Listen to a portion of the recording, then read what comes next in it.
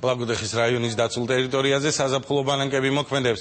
მაჩუ-პიქჩუში დასვენების საშუალება ოკუპირებული რეგიონებიდან იძულებით გადაადგილებულ მოზარდებს მიეცა. სკაუტების რიგებში გაწევრიანებული მოზარდები ბანაკებში ორნაკადად ისვენებენ. მოზარდების დასვენების პროგრამით ლაგოდეხის ნაკრძალის ღირსშესანიშნაობების დასათვალიერებლად ტურები იმართება, ასევე ეწყობა სემინარები. პროექტი ამერიკის საელჩოს ფინანსური მხარდაჭერით ხორციელდება.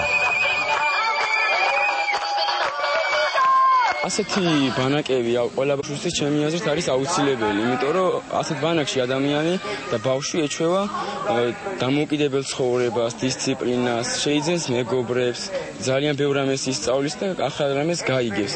რაც ჩემი აზრით ცხოვრებაში შემდეგ გამოადგება ადამიანებთან ურთიერთობაში და ცხოვრებაში გარკვეული წარმატების მიღწევაში. ჩვენ ძალიან მოგწონს აქ, ძალიან გვიხარია, რადგან აქ არის ბევრი გართობა, მიდის ესტაფეტები, ინტელექტუალური თამაშები და ასე შემდეგ. მე ძალიან მიხარია ასევე ისიც, რომ ბავშვებს დაუახლოვდი, გავიცანი.